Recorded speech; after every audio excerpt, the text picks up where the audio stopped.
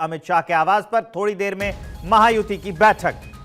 JP Nadda और अमित शाह के बीच मंथन अभी जारी है। एकनाथ शिंदे भी बैठक के लिए शाह के आवास पर पहुंचे हैं। शिंदे के साथ उदय सामंत और शंभूराज देसाई भी मौजूद हैं।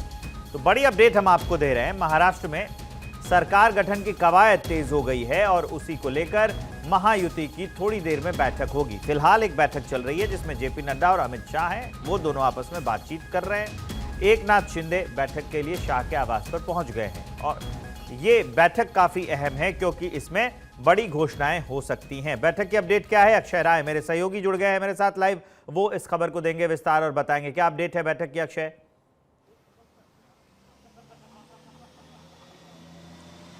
देखिए विवेक, अभी कुछ देर पहले जेपी नड्डा अमित शाह के निवास पहुंचे थे और अब श्रीकांत शिंदे जो सांसद हैं और एकनाथ शिंदे महाराष्ट्र के जो सीएम रहे हैं, उन्होंने कुछ दिन पहले इस्तीफा दिया। अब वो अमित शाह के आवास पहुंच चुके हैं। खबर आ रही है कि जल्द ही देवेंद्र फडणवीस और अजित पवार महायुति की बैठक में शामिल होने अमित शाह के आवास पहुंचेंगे। फिलहाल वो सुनील तटकरे के आवास पर मौजूद हैं, देवेंद्र फडणवीस और इसके अलावा अजित पवार की दोनों की मुलाकात जारी है। एकनाथ शिंदे अब अमित शाह के पास पहुंच चुके हैं। इसका मतलब है कि जल्द ही देवेंद्र फडणवीस और अजित पवार भी बैठक में पहुंचेंगे।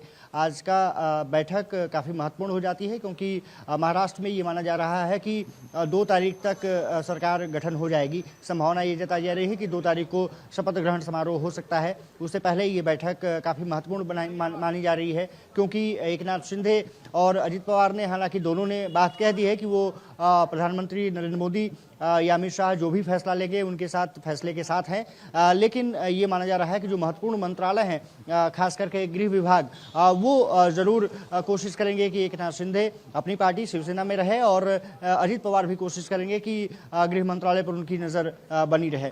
अब साफ तौर पर है कि जो महत्वपूर्ण मंत्रालय हैं उसको लेकर के चर्चा की जाएगी और साथ ही साथ बीजेपी ये कोशिश करेगी कि बीजेपी के चेहरे पर उनको मनाया जा सके एकनाथ शिंदे और अजित पवार को, जो कि माना जा रहा है कि औपचारिकता सिर्फ शेष रह जाएगी। अब सबसे बड़ी बात ये रही है कि देवेंद्र फडणवीस के नाम पर क्या दोनों नेता सहमत हो पाते हैं, ये जरूर थोड़ी सी सोचने वाली बात होगी। लेकिन ये माना जा रहा है कि बीजेपी ने फैसला कर लिया है। एक देवेंद्र फडणवीस को सीएम वहां पर बनाया जाने वाला है। ऐसी घोषणा हालांकि बाद में की जाएगी, लेकिन आज कुछ फुल फाइनल करने की कोशिश होगी। महाराष्ट्र की राजनीति में जिस तरह से बीजेपी ने 149 में से 132 सीटें हासिल की, 57 सीटें शिवसेना को मिली और 41 सीटें एनसीपी को, अजित पवार के गुट को मिली। निश्चित रूप से अजित पवार भी आज काफ़ी कॉन्फिडेंस दिखे। ये माना जा रहा है कि वो भी अपने जो तर्कस में तीर हैं वो कोशिश करेंगे कि ज़्यादा से ज़्यादा मंत्रिमंडल के जो सहयोगी हैं अपने पाले में लाया जा सके। लेकिन बीजेपी ने अपनी रणनीतियाँ तैयार कर ली हैं और ये माना जा रहा है कि जेपी नड्डा इसीलिए अमित शाह के आवास काफ़ी देर पहले पहुंचे ताकि उनके साथ एक मंत्रणा की जा सके और उसके बाद क्या कुछ प्रपोजल रहता है वो एकनाथ शिंदे और अजित पवार के सामने रख सके। फिलहाल अजित पवार और देवेंद्र फडणवीस सुनील तटकरे के आवास पर हैं। कहा जा रहा है कि कुछ ही दिनों में वो अमित शाह के आवास पहुंचेंगे। एकनाथ शिंदे और श्रीकांत शिंदे का जैसे मैंने जिक्र किया, वो दोनों पिता पुत्र यहाँ पर पहुंच चुके हैं। इसके अलावा उदय सामंत जो कि शिवसेना नेता हैं वो यहाँ पर मौजूद हैं। शंभू देसाई भी इस बैठक में शामिल हैं। तो ये कहा जा रहा है कि जो ये बैठक है, माना जा रहा है कि 10 बजे, 10:15 बजे के आसपास शुरू हो सकती है। उसके बाद देर रात तक, लगभग 12-1 बजे तक, 1 बजे तक कहा जा रहा है कि मीटिंग खत्म किया जा सकता है। लेकिन उसके बीच फार्मूला क्या होगा, किस तरह से बीजेपी को वहाँ पर मंत्रिमंडल में जो सहयोगी हैं वो मिलेंगे और खास करके शिवसेना और अजित पवार को कितने मंत्रिमंडल में साथी बीजेपी देती है, ये देखना दिलचस्प होगा। लेकिन एक समन्वय बनाने की कोशिश विवेक इस बैठक के जरिए और फाइनल फैसला भी माना जा रहा है कि इसमें लिया जा सकता है।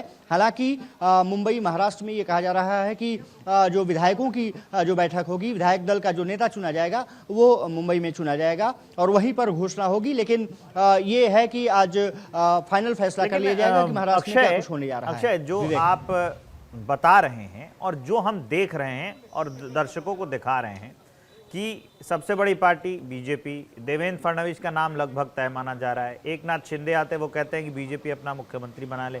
फिर दिल्ली में अमित शाह के घर पे हो रही है बैठक, लेकिन विधायक दल का नेता मुंबई में चुना जाना है। तो जितनी तस्वीर साफ नजर आ रही है उतनी ही धुंधली भी तो नजर आ रही है ना। देखिए विवेक, सबसे बड़ी बात यह है कि बीजेपी जो भी करती होगी, आपने देखा होगा कि जो अगर पिछले इलेक्शंस में चाहे हरियाणा की बात करें, यूपी की बात करें, पहले बैठकें दिल्ली में होती हैं और उसके बाद यहाँ से पर्यवेक्षक भेजे जाते हैं। जो फाइनल फैसला होता है वो ले जाकर के आला कमान का वो सुना दिया जाता है। लेकिन यहाँ पर क्योंकि सहयोगी दल दो महत्वपूर्ण हैं, शिवसेना और एनसीपी, और इसलिए दोनों दलों की यहाँ पर बीजेपी के साथ बैठक, जेपी नड्डा जो बीजेपी के राष्ट्रीय अध्यक्ष हैं, अमित शाह जो पूरे चीज़ों को कंट्रोल करते हैं, निश्चित रूप से उनके साथ बैठक होगी। अमित शाह अपने फाइल को सामने रखेंगे, जेपी नड्डा ने कुछ नाम लिए हैं उनके सामने रखे जाएंगे और उसमें ये कोशिश की जाएगी कि समन्वय बनाया जा सके। ये माना जा रहा है कि अजीत पवार के साथ साथ एकनाथ शिंदे को भी डिप्टी सीएम बनाने का ऑफर बीजेपी दे सकती है, लेकिन शायद एकनाथ शिंदे डिप्टी सीएम बनने को तैयार होंगे, ये बड़ा कहना मुश्किल है। ऐसे में अब देखना दिलचस्प होगा कि वो डिप्टी सीएम के लिए किसका नाम प्रपोज करते हैं। क्या वो श्रीकांत शिंदे का होता है या फिर किसी अन्य व्यक्ति का? क्या उदय सामंत हो सकते हैं? ये भी खबरें चर्चा में है। फिलहाल इसीलिए आज की बैठक महत्वपूर्ण मानी जा रही है, क्योंकि महत्वपूर्ण मंत्रालय और सीएम फेस पर आज लगभग फैसला कर लिया जाएगा। हालांकि बीजेपी के जो पर्यवेक्षक हैं वो बाद में जाएंगे और 2 तारीख ये बताई जा रही है, अभी तक जो डेट सामने आ रही है कि 2 तारीख को वो पर्यवेक्षक मुंबई पहुंचेंगे और वहां पर विधायक दल का नेता चुन लिया जाएगा। फिलहाल आज की बैठक में 2-3 मुद्दों पर जो चर्चा बताई जा रही है। एक तो सीएम फेस पर फैसला करना, दूसरा मंत्रिमंडल में किन किन दलों को जो एनसीपी है और इसके अलावा शिवसेना है उनको कितने बर्थ देने हैं मंत्रिमंडल में, ये डिसाइड होना है। और जो मंत्रालय की बात है कि कौन विभाग अपने पास रखेगा, गृह मंत्रालय पर सभी की नजरें हैं, साथ एकनाथ शिंदे का भी और साथ ही साथ एनसीपी अजीत पवार का भी। अब देखना दिलचस्पी होगा कि किस तरह से बीजेपी अपने आप को सामने रखती है और समन्वय बना करके आगे बढ़ा जाता है। विवेक, तो आज कुल मिला के इस बात पे अंदर खाने फैसला हो जाएगा कि सीएम किसको बनाना है और मंत्रिमंडल किसके खाते में कौन जाना है।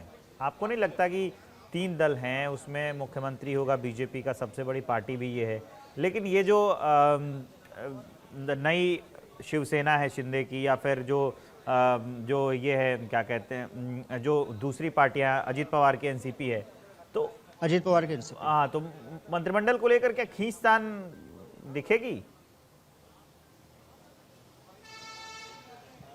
और लगता नहीं बहुत ज़्यादा विरोधाभास देखने को नहीं मिलेगा, क्योंकि पार्टियों ने एकनाथ शिंदे को जब मुख्यमंत्री बनाया गया था उसके हिसाब से अजीत पवार फिर आए और उनको भी समन्वय स्थापित करने में बहुत ज़्यादा समय नहीं लगा। बीजेपी ये जानती है और इसीलिए आपने देखा होगा कि चुनाव काफ़ी समय गुजर गए, 23 तारीख को रिजल्ट आ गया और उसके बावजूद भी फैसला नहीं लिया गया। फैसला उस वक्त लिया जा रहा है जबकि सब कुछ लगभग तय हो चुका है। ये कहा जा रहा है कि बातें अधिकतर तय कर ली गई हैं। कुछ बातों का, जैसा कि मैंने जिक्र किया कि मंत्रिमंडल में कितने बर्थ किसको दिया जाता है और क्या कुछ जो बड़े मंत्रालय हैं जैसे गृह मंत्रालय है, ऊर्जा मंत्रालय है, इसके अलावा वित्त मंत्रालय है, ऐसे बड़े बड़े मंत्रालय हैं, वो किसके खाते में जाते हैं, अक्षय, ये भी जानना अनिवार्य होगा।